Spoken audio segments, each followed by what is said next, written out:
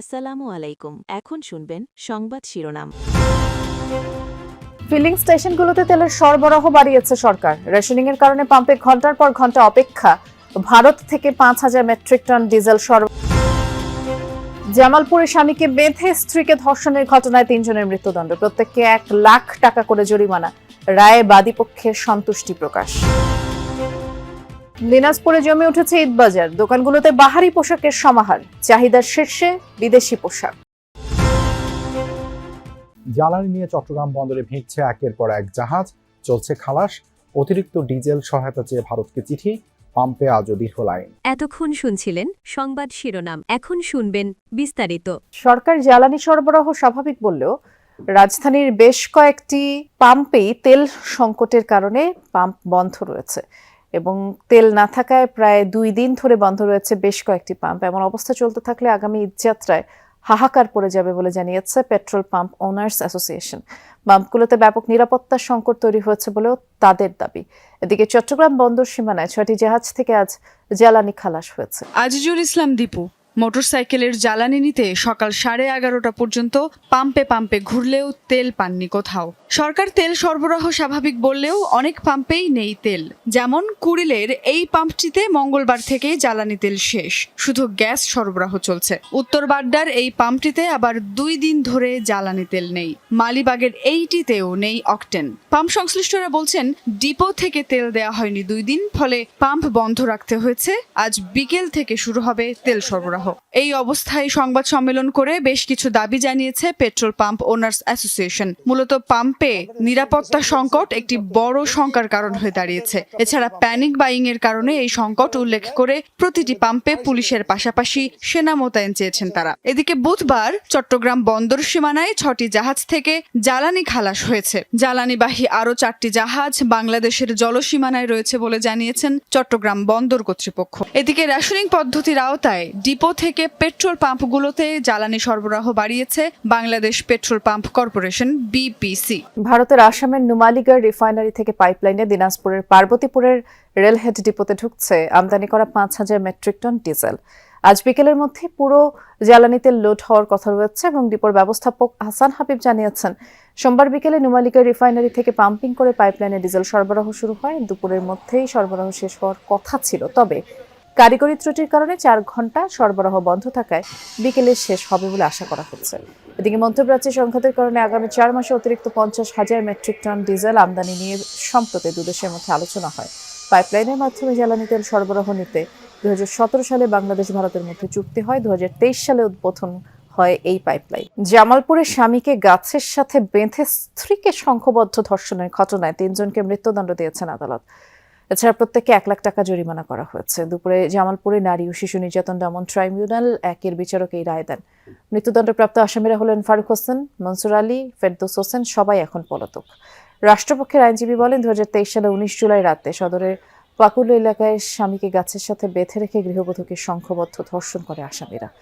পরদিন সকালে ভুক্তভোগী নিজে বাদী হয়ে সদর থানা 4 জনের বিরুদ্ধে অভিযোগ দায়ের করেন। প্রমাণিত হওয়ায় 3 জনকে মৃত্যুদণ্ড দেওয়া হয়, 1 জনকে খালাস দেন আদালত। সাতক্ষীরায় কেন্দ্রীয় মন্দিরের তালা কেটে স্বর্ণ চুরির ঘটনা ঘটেছে। ভোরে মন্দিরের তালা কেটে ভেতরে 2 চোর ঢুকে এবং সিসি ক্যামেরার ফুটেজে দেখা যায় 4টি প্রতিমায় থাকা 8 ভরি স্বর্ণালংকার ও নগদ অর্থ তারা চুরি করে। এরপর দ্রুত ঘটনাস্থল থেকে সটকে পড়ে এবং চুরির খবর ছড়িয়ে পড়লে ঘটনাস্থল পরিদর্শন করে পুলিশ, জেলা প্রশাসন। সিসিটিভি ফুটেজ পর্যালোচনা করে জড়িতদের শনাক্ত ও চুরি যাওয়া মালামাল উদ্ধারের কাজ চলছে বলে পুলিশ জানিয়েছে। রমজানে নিত্যপণ্যের দাম নিয়ন্ত্রণে রাখতে বাজার মনিটরিং কার্যক্রম জোরদার করেছে গাজীপুর সিটি কর্পোরেশন। সকাল থেকে নগরীর বিভিন্ন কাঁচা বাজার, ব্যবসা প্রতিষ্ঠান পরিদর্শন করেন সিটি কর্পোরেশনের প্রশাসক মোহাম্মদ শওকত হোসেন এবং প্রধান নির্বাহী কর্মকর্তা মোহাম্মদ সোহেল হাসান। এ সময় বাজারে পণ্যের মান, মূল্য তালিকা, ওজন পরিমাপের যন্ত্র, সরবরাহ পরিস্থিতি পর্যবেক্ষণ করা হয়।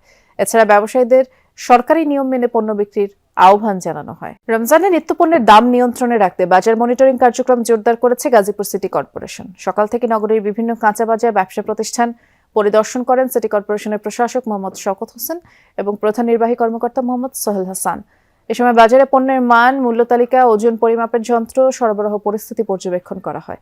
এছাড়া ব্যবসায়ীদের সরকারি নিয়ম মেনে পণ্য বিক্রির আহ্বান জানানো হয়। দিনাজপুরে ঈদের কেনাকাটা জমে উঠেছে। বিক্রেতারা বলছেন জেলায় বিদেশি পোশাকের চাহিদা বেশি, তবে এবারে দেশের বাজারের উপরেই নির্ভরশীল ক্রেতারা।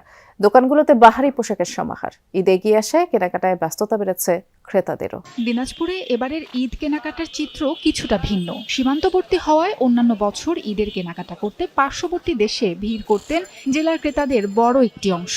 তবে এবার ভিসা জটিলতায় বর্ডার পার হতে পারেননি ক্রেতারা। তাতে ভাটা পড়েনি ঈদ কেনাকাটায়। দেশীয় বিভিন্ন ব্র্যান্ডের শোরুম ছাড়াও ফুটপাত থেকে শপিং মল এখন ক্রেতাদের ভিড়ে জমজমাট। শহরের ঐতিহ্যবাহী মালদহ পট্টির বড় বড় দোকানগুলোতে যেন শাড়ি ও থ্রি পিস কেনার প্রতিযোগিতা। জেল রোড এলাকায় গার্মেন্টস দোকানগুলোতে বিক্রি হচ্ছে ছোটদের পোশাক, সেখানেও উপচে পড়া ভিড়। বাহাদুর বাজার এলাকায় মার্কেটগুলোতে পাঞ্জাবি, থ্রি পিস সহ বিভিন্ন পোশাকের সমাহার। দেশি বিদেশি পোশাকের পসরা সাজিয়ে বসেছেন বিক্রেতারা। জানান, রোজার প্রথম দিকে বেচা বিক্রি কিছুটা কম ছিল, তবে মাঝামাঝিতে ক্রেতা সমাগম বাড়ায় খুশি বিক্রেতারা। গাজীপুরে অসহায় ও খেটে খাওয়া মানুষের পাশে মানবিক সহায়তা নিয়ে দাঁড়িয়েছেন কালিয়াকৈর পৌর বিএনপির সাবেক যুগ্ম সাধারণ সম্পাদক সাইসুদ্দিন আহমদ। প্রতি বছরের মতো এবারও প্রতিদিন প্রায় ৩,০০০ মানুষের হাতে চাল, ডাল, আলু, তেল সহ বিভিন্ন খাদ্য সামগ্রী তুলে দিচ্ছেন তিনি। শফিপুর এলাকায় বিএনপি ও সহযোগী সংগঠনের নেতাকর্মীরা এসব খাদ্য সামগ্রী প্যাকেটজাত করে বিভিন্ন ওয়ার্ডে পাঠিয়ে দেয়। পরে তালিকাভুক্ত অসহায় ছিন্নমূল মানুষের মাঝে এগুলো বিতরণ করা হয়। রমজানে এ ধরনের উদ্যোগে খুশি দুস্থ ও অসহায় মানুষ। এ পর্যায়ে আমরা নোয়াখালীতে যাব। ইফতার বাজার থেকে আপনাদেরকে ঘুরিয়ে আনবো। সহকর্মী মোতাসিম বিল্লাহ সবুজ অপেক্ষা করছেন আমাদের জন্য। সবুজ, নোয়াখালীবাসী তাদের ইফতারে কোন কোন খাবারগুলো বেশি পছন্দ করে, এবং এখন যেহেতু ইফতারের একদম শেষ সময় বলা চলে, দাম ও মান নিয়ে কি বলছেন ক্রেতারা?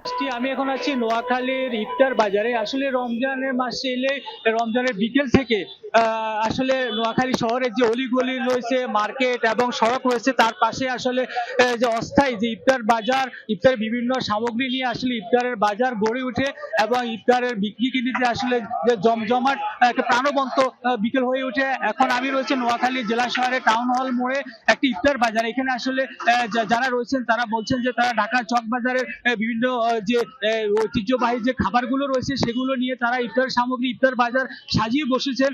এবং এখানে আসলে যারা আয়োজক রয়েছেন তাদের কাছে জানতে চাইবো যে আসলে ইফতার বাজারে তারা কি ধরনের সামগ্রী নিয়ে এসেছেন, কি ধরনের সামগ্রী ইফতার বাজার আপনারা নিয়ে এসেছেন। দেখছিলাম ইফতারকে কেন্দ্র করে এখানের যে বিকেল প্রাণবন্ত এবং জমে উঠেছে। প্রচুর ক্রেতা আসছেন, এখান থেকে ইফতার ক্রয় করছেন। আমরা দেখছিলাম আপনার মাধ্যমে। ধন্যবাদ সবুজ।